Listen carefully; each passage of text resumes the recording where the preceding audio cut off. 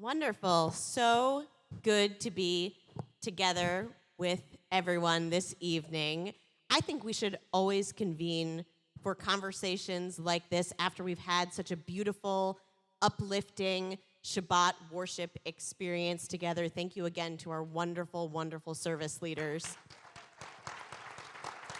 And, you know, it reminds me, before I had the honor to lead WRJ in partnership with incredible lay leaders, I was a congregational rabbi, and we would often say that some folks came in to the congregation for comfort, and some folks came in to be disturbed, to be woken up.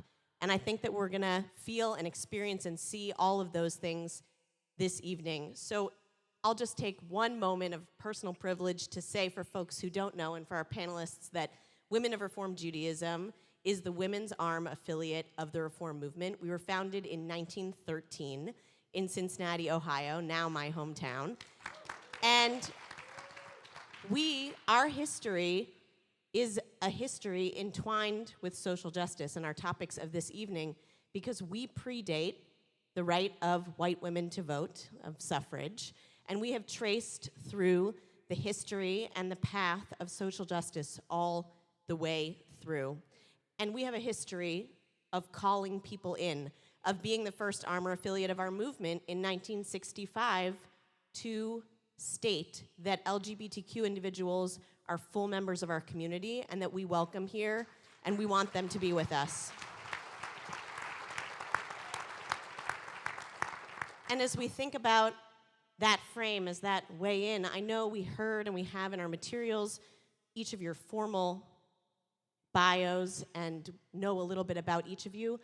I would love it if each of you could start out by introducing yourself briefly through a story from your ministry that's emblematic of who you are and what you do. Bishop Budde, if you could start, and then we'll go down the line. Good evening, everyone. Really wonderful to be with you. I've been thinking about this question ever since you told me that we'd be discussing it. And I just want to say briefly that the emblematic part of my work and faith is that I'd like to share is the inspiration and the courage that I receive working alongside other people.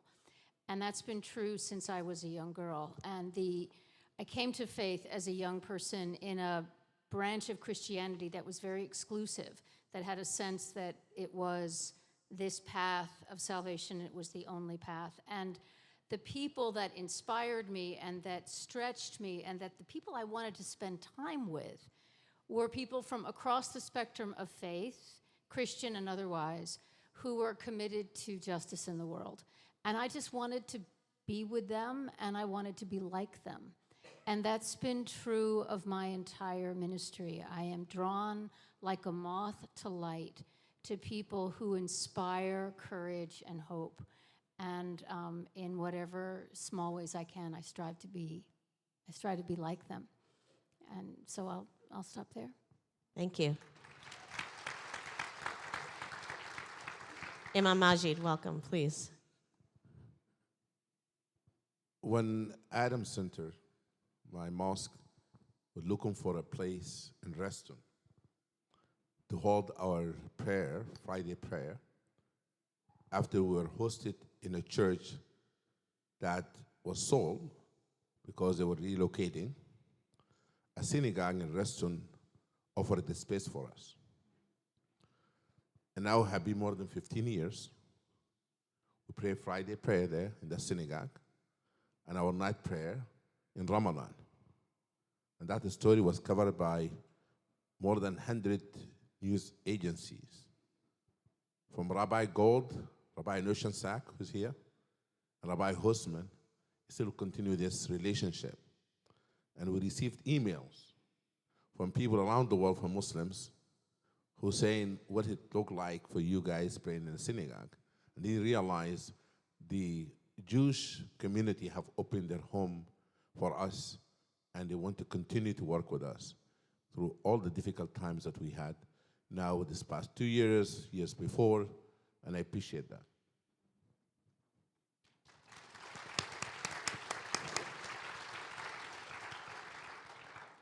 So I'll just invoke a story that's really been meaning a lot lately. Rabbi Ari Margolis in Greater Chicago. People know anybody from Chicago? So Rabbi Margolis is very active in our RAC, Illinois. ICE has come to town, and our congregations across Chicagoland have really been showing up together with the Christian and Muslim communities to say, you can't do this on our watch. No deportations, no lack of due process, no vilifying and hating on migrants and refugees and strangers, our Muslim neighbors. And amidst all this, Rabbi Ari Margolis had anti-Semitic graffiti painted on his fence of his synagogue. And within hours, the entire interfaith array of Vernon Hills, Illinois, Chicagoland suburb, showed up for Shabbat to be in solidarity, including the Imam of the mosque next door and his people who came over from Friday prayers, even though after October 7th they have had profound differences and tension around it, but have committed to stay in relationship. And I said, Rabbi Margolis, how did you do it? And I'm just gonna be honest for a second.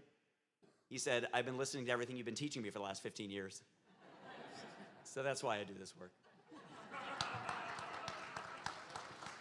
Amazing, amazing. To our honored guests, we're already starting to get to know more about you, and you, in turn, by sitting with us in worship and prayer, are getting to know our community, right? We're nearly 400 strong, sisters, brothers, and siblings, people of faith who are animated by justice. One of the reasons we're so thrilled to have all three of you here on our panel is to reflect on the role of justice in your leadership, in your work, in your ministry, in your faith, and we'd love to hear from each of you about that. Imam Magid, would you start? From the Islamic perspective, justice is one of the core values of Islam. In matter of fact, there's many passages in the Quran where God Almighty says, God commands justice. And connected justice to compassion. There's no compassion, merciful society does not stand for justice. And justice in all levels. I remember that a lady from my community about 20 years ago, she said, I would like you to join one of the largest interfaith organizations in addressing domestic violence in our society. And she said, well, if we want to seek out justice, we have to start at home. We have to have a peaceful home. And I joined that organization, and we created programs in our community to address violence against women and create a peaceful home. But it's very important from a Islamic perspective that justice has to be a virtue that you practice in all times. It cannot be selective in justice. You have to stand for what is right, no matter who that person is, regardless of their color, race, gender. And one of the things that my father, God bless his soul, he taught me, he said, you have to look to every human being as a dignified creature of God. God bestowed dignity upon every human being. And therefore, the life of every human being should matter to us, as been taught in the Torah or the Quran. Saving one life, you save all life of all humanity. Taking one life, you take life of all humanity. For justice, for me, it is a principle and a virtue that cannot have really practice in faith without stand for what is right and be there for the most vulnerable, uplifting people who have been neglected in our society. Therefore, for me, it is something that has to be taught in all levels in our congregation, from Sunday school to youth program to our sermon. And I'm telling you that one of the teachers here in this congregation, my beloved Rabbi David Sipperstein, when we had a problem in America regarding Muslim community and Islamophobia, they stood with the Muslim community at the time, creating shoulder to shoulder. And that became a virtue that not only for Muslim, but become for interfaith work. And I thank you for your work you've been doing and standing with the Muslim community and this great organization. You really have demonstrated for all of us what it means to live those virtues. I just do what he's been teaching me for the last 15 years. And for your great work as well. We, as in Judaism and in Islam and Christianity, there is no, it's not an option to be, decide that justice is a choice. Our baptismal covenant, the very initiations of our faith, ask us to seek and serve Christ in all persons and to love our neighbors as ourselves, to strive for justice and peace and respect the dignity of every human being.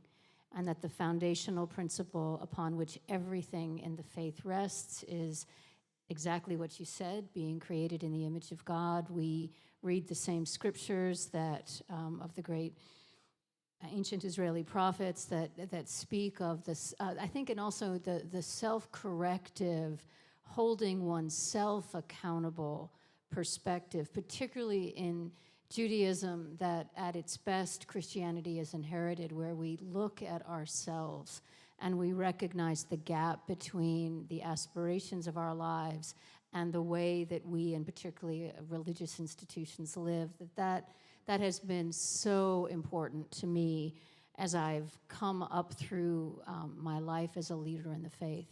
And then finally, again, to think about, as an American, the movements in this country that have, that make us proud to be who we are. They are almost always been justice movements led by a broad coalition of people of faith. And so to take part in that, to stand in part of that, that is, there's nothing that feels more, I love all the prayers and the rituals, but without being connected to the ways of justice in the world, it would be an empty shell. Well, and both of you, I think, really spoke to this idea inherent in the answer you had about balancing the ideas of mercy and justice, right? In Hebrew and Judaism, we have many ways to speak about, to translate justice. We have tzedek, we have tzedakah, and we also have din. Din is a type of justice that we balance always with rachamim, with mercy.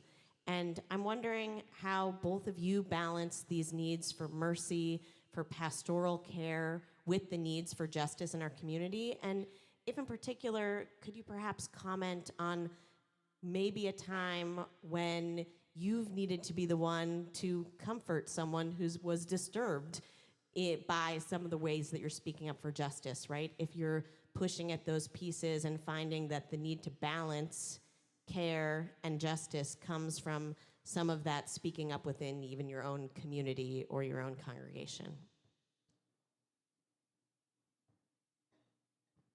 I'm not sure I understand the question. Is it, let me answer what I think you asked, and then if it's not what you asked, you can say it again. There are many times when I think from the pulpit especially, I feel we have to be careful not to be performative, not to really think about the point of that, the reason why we are speaking on a given issue to this particular people at this particular time, right? I think that for me is always the crux. And there are times when I have genuinely hurt people by what I said when I was trying to do or say something that felt to me an imperative of justice. And sometimes I simply, I think I hit a nerve, and I regret that, because I don't think there's much to be gained by hitting nerves of people, because they don't hear anything else you say, right?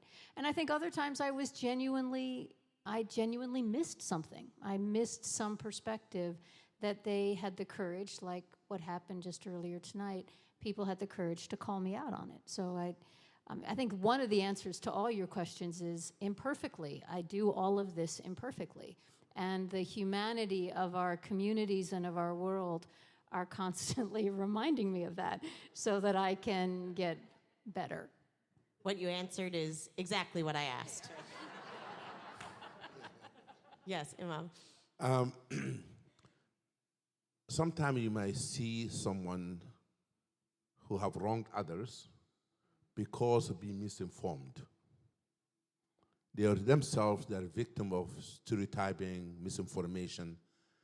And when you correct their misinformation, misunderstanding, you see the best come out of them. For you have to give people a chance to correct themselves, not to generalize it, and not to judge them. This is one aspect. The second aspect, the Prophet Muhammad, peace be upon him, said, support your brother or his sister when they've been wronged and when they wrong others. Then the companions ask of the Prophet, we do understand to support them when they've been wronged, but how can we support them when they wronged others?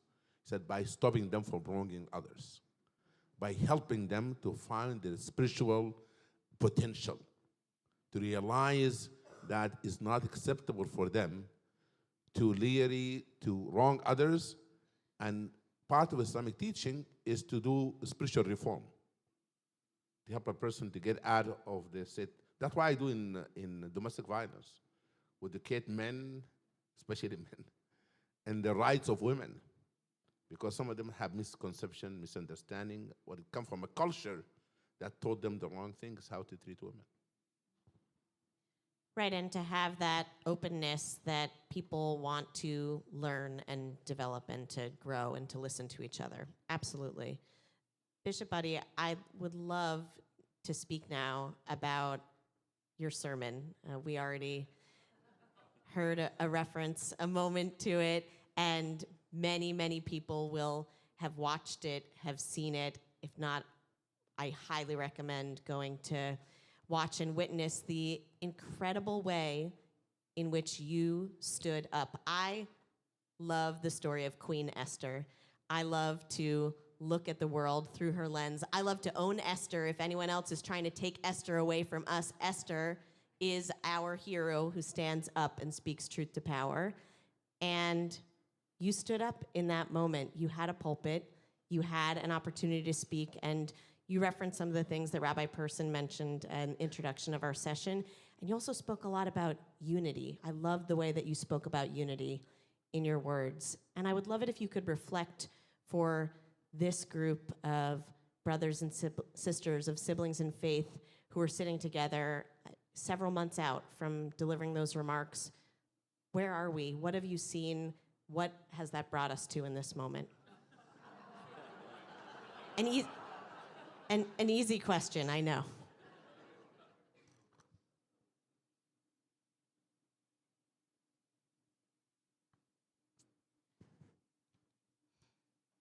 In speaking about unity, which was really the assignment I was given, and to lead a congregation and by extension the nation in prayers for unity after such a divisive, hateful political season, I felt I was in a real bind, because I wondered how on earth to pray for something and speak of something that as a nation we really had no intention of working toward ourselves, right?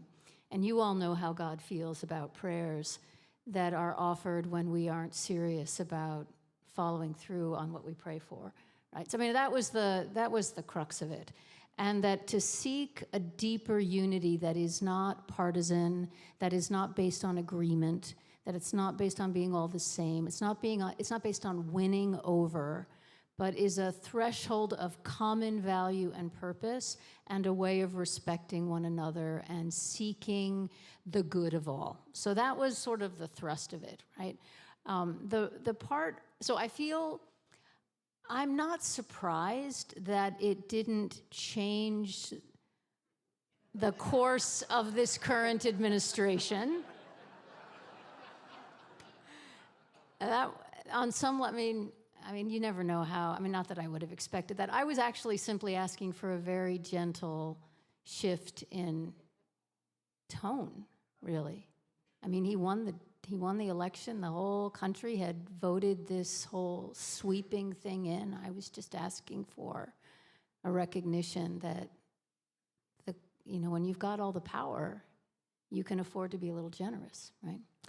So obviously that didn't happen. But I think what still astonishes me is the galvanizing of people around a very simple message. I mean, as sermons go, it was pretty basic fare, right? It wasn't some big radical idea. And it was something that's preached in most pulpits across the faiths, in most pulpits across most faiths. So I think what struck me, and I think even the fact that I'm here tonight is because there is a hunger for that kind of value system to be realized in the power structures of our country. And so...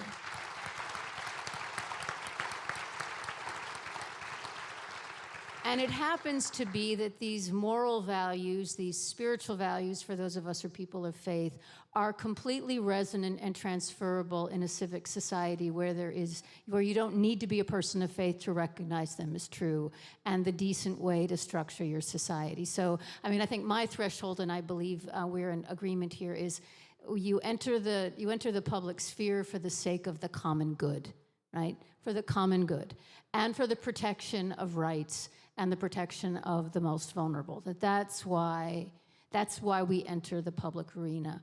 And so I would just say that it's a reflection of a hunger and a desire, and that's for us to keep working at that and talking for that until the pendulum of power swings is what I feel we're called to do.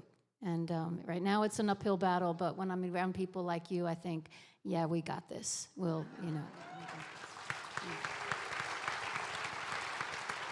And that's our responsibility, right, as people of faith, to speak up, both because we have a pulpit and we need to, we can, we must use it. And I'll just say that it has, and I don't mean to take this, but it has to be more than words too. I mean, we actually have to be doing stuff, right? I mean, we have to be doing stuff.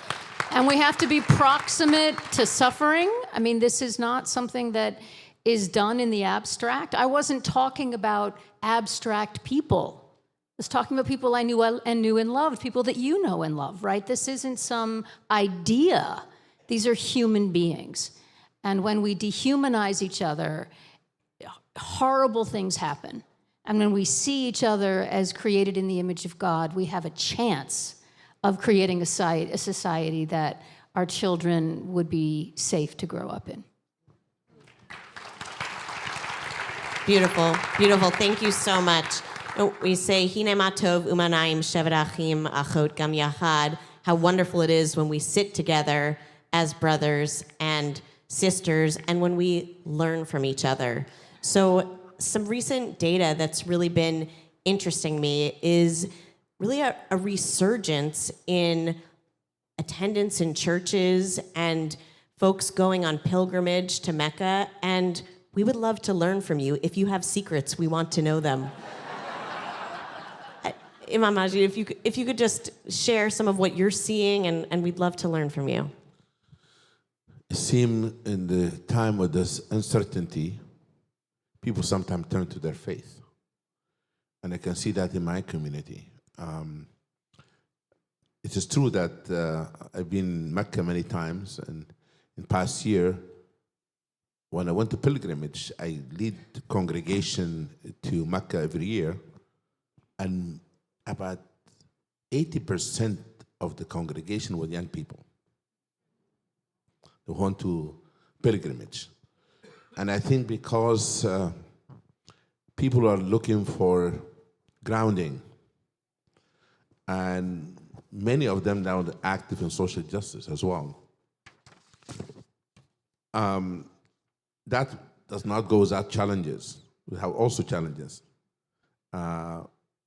We have young people suffering in public school or being bullied. And And we have parents who are telling us that their children are having trouble going to school because of who they are. But I've seen in our mosque, our board now, run by second generation, the board of Adams. The chairman of the board is one of the people I taught in Saturday school. He's my boss. Men and women, which is, I'm very proud of them. Yeah. I don't know what to, I cannot tell you a recipe, but I don't know what's happening. I think the story in the Christian movement, broadly speaking, is mixed. And so I don't know that I can speak accurately about everything that's happening, because it is, there's a strong growth, for example, among men, young men in evangelical churches, and they're not all, they're not all. I mean, some of the evangelical churches are doing amazing work in their formation of young people. So I have a lot of respect for them, and they're not particularly political. They're mostly apolitical, to be honest. So there's a real interest. So I'm kind of curious about that. In our tradition, what I'm seeing is it's not a resurgence, but there is, as you were saying, a hunger. The churches that are thriving are the churches who make it their top priority to care for young people, their top priority. And a lot of the churches I serve would like for there to be young people, but they're not quite ready to make young people their priority. And so that, to me, that's the real turning point. And I don't mean that in a, just to be curious, to be caring, to provide the sorts of resources and offerings that are led by young people. That seems to be the draw. And also when there are elders that really like hanging out with young people, right? And you can tell the difference. You can tell the difference among elders who really enjoy being with younger people and the elders who don't. And so that to me is the interesting threshold. It's a multi-generational responsibility to create communities where young people want to be and feel that they have agency and want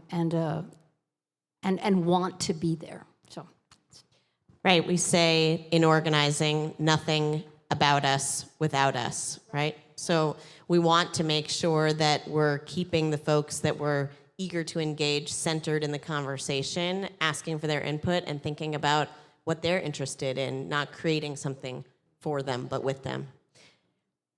We are here assembled in what we know at times is common work to do interfaith work, and at other times, like this moment, there is struggle and strain. We are so grateful and blessed to be sitting here together. And I want to ask each of you to reflect on some of the challenges within your own communities, and then in our interfaith work related to the very present, very real, very live situation in Israel, for Palestinians who are suffering, and for the threats to democracy in Israel, really to bring all of that in.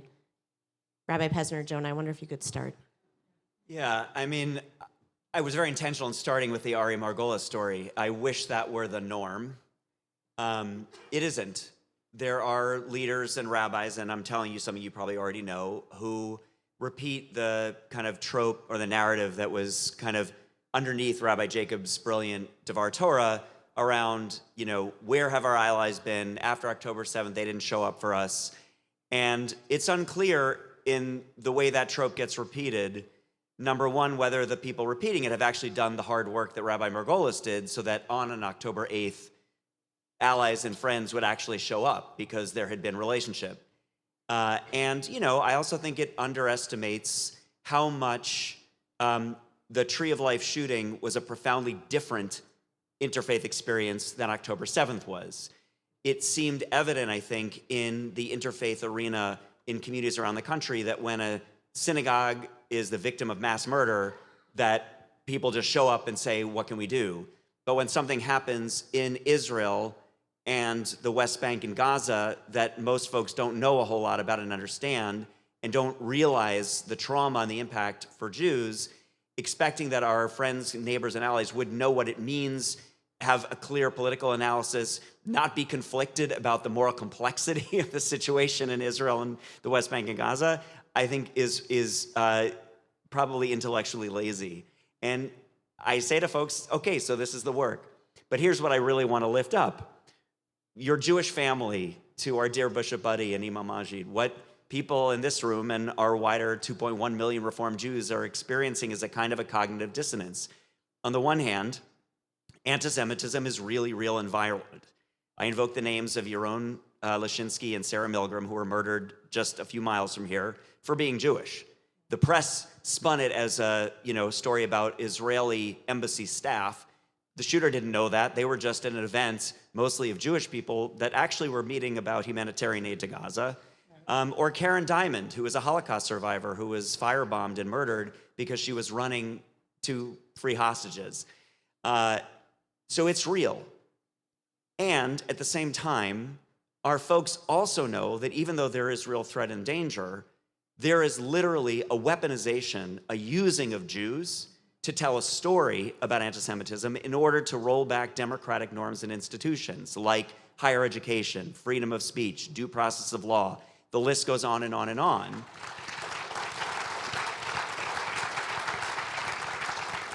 And most of the folks in this room understand what has kept Jews safe for hundreds and hundreds of years in this country is the radical experiment, as imperfect as it is, of American democracy, with all of those things that protect not just this religious minority, but all religious minorities, which is why Rabbi Jacobs very eloquently talked about we care about protecting Jews and all people, including our Muslim neighbors, because we know when our Muslim neighbors are safe, we're safer, and when we're safe, they're safer.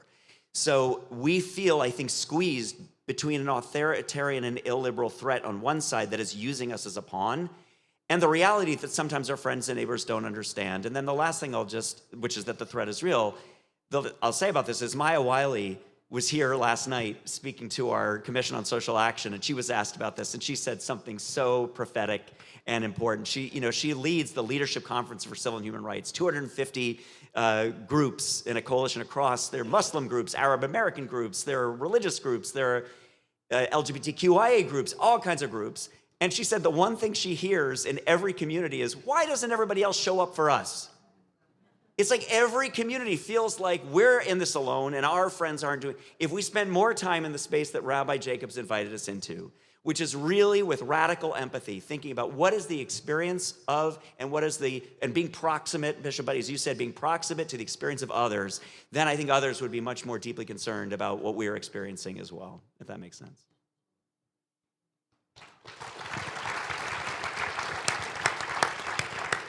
Please. This has been the most heartbreaking and difficult time in my life as a leader. The time since October 7th. It wasn't easy beforehand in terms of issues in the Middle East. I used to say half-jokingly that when the Diocese of Washington gathered in convention, we needed a peace process for our discussions about peace in the Middle East, because we were as divided and as passionate and as just so people's intensity of feelings because of the relationships that people have both in Israel and in Palestine, and our relationships with our Jewish neighbors and with our Christian Arabs that are here in our churches. And so I just want you to know that it is, I was one of the few Episcopalians that I came out as strong as I could in support of and just condemning Hamas and the attacks on October 7th as I could. And many of my Christian friends and companions thought I was just, because they think I'm consistently always on like the Jewish side, to use the polarity that you were describing. But the reason they feel that way is because they have walked alongside the people of Palestine through thick and thin, and frankly, it's just been hell. Right? So it's not like it happened in a vacuum, right? So they were already primed to look at what was happening through that lens. And then similarly, as soon as I said anything in support or of concern about what was happening in Gaza as a response, the people who fear, legitimately so, that any critique of Israel would be and a tacit approval. I mean, all of those things. Like, so, and I'm not saying, please pity me. I'm just saying that there was a no-win situation. There just wasn't a way to navigate this in any kind of public statement except to say what has been said tonight, which is when we take the perspective of humanity and we take the perspective of the need for peace, we can find some place to begin. But I just want you to know that, I mean, I've been to Israel several times, and I have never been in a more complicated country. And I just was really glad. I remember calling my husband saying, I thought we had a complicated country. And I'm just humbled. And I would be, I cornered the market on it, yeah. I just thought, this is a really, and so I bring humility to that.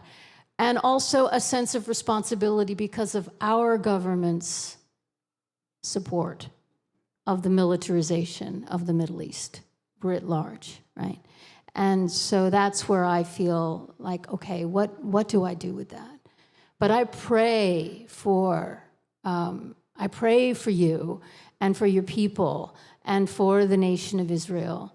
And I pray, as you do, for a way for the nations of that war-torn land to find a way for its people to live in peace. Thank you. Thank you. Imam Magid, we'd love to hear from you, and then we're going to move toward our final question. This indeed was one of the most difficult time for Muslim-Jewish relationship in America. I've not seen anything like this. There's some synagogues and mosques that stop talking to one another. It was real. Because some of us believe in zero-sum game. Either support me 100% without talking about other people full stop, without recognizing the pain of others. Both communities were in pain. And without understanding the issue of suffering and pain, you cannot have empathy. And therefore, we have been consistent. When Dr. Ingrid Mattson come and address your convention, she was asked, I was the vice president, about Hezbollah and Hamas. And we have said, and we continue to say, any taking of innocent people's life, whether committed by Hezbollah or Hamas or any other organization, all of us will condemn that. We don't have double standards. You can have one conversation. You have to be consistent. And therefore, when hostages were taken, innocent people's lives were taken, all of us condemn that. But also when the Palestinian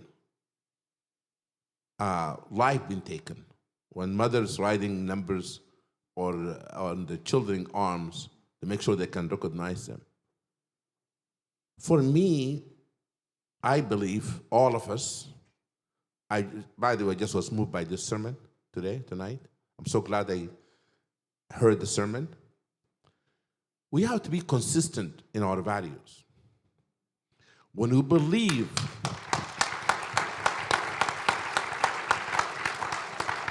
that every Jewish person is a dignified soul, that God Almighty have so dignity upon that life.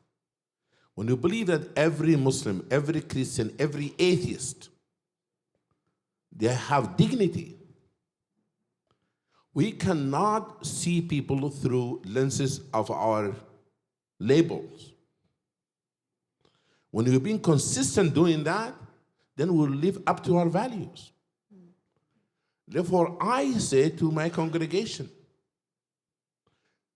every Jewish life matters for me. Any innocent life hurts me, being taken by a Muslim or another person. And I have to speak against my people first when they do wrong, before I point finger to anybody else.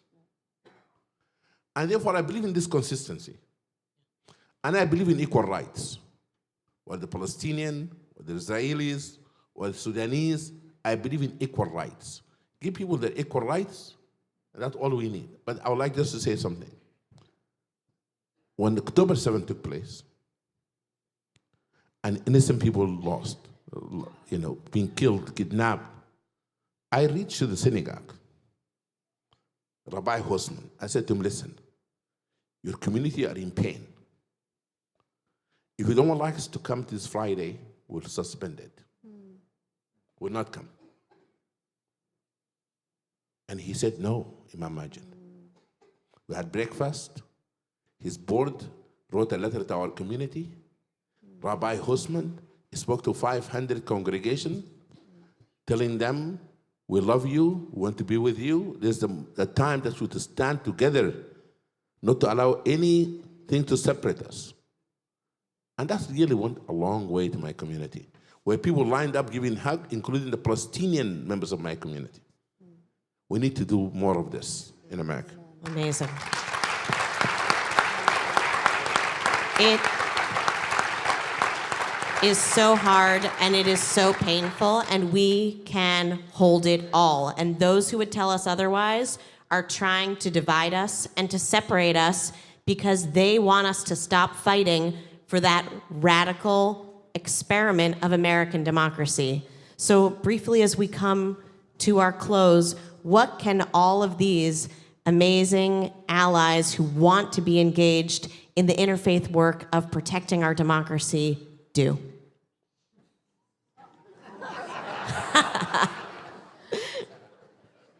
Small question. Well, no, I think you already know. It's every community, or if you don't know, by simply asking the question, the answer is given to you in the context that you find yourselves in. And I have a sense that we have a lot of local work to do, to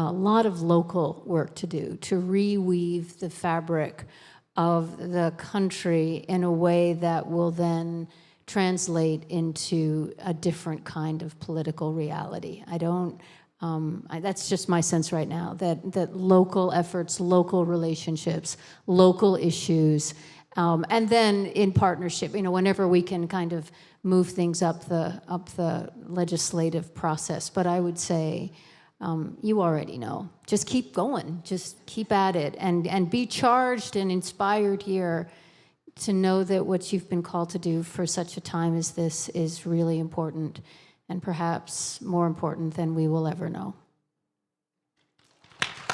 And thank you. Thank you. I'd like to say that we are in the same boat. From the Islamic perspective, that they said that the group of people boarded the boat. People in upper deck, people in lower deck. People in upper deck level have fresh water. They refuse to give it to the people in lower deck. And people in lower level decided to dig a hole to get their own water. We are in the same boat. I really appreciate the work you've been doing in your neighborhood. Let us work together to make a better society for our children and grandchildren.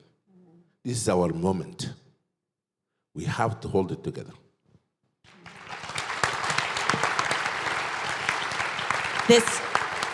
In this week's Torah portion, in our cycle, in our lectionary reading from our Torah, Joseph walks into a field, and he encounters an Ish, an unnamed person, and he says, I am looking for my brothers. Can you tell me where they are? We don't have to look far. We know where our brothers and our sisters and our siblings in faith are. We're so blessed and honored that you came to speak with us tonight and all the communities that you represent, and we are in this together.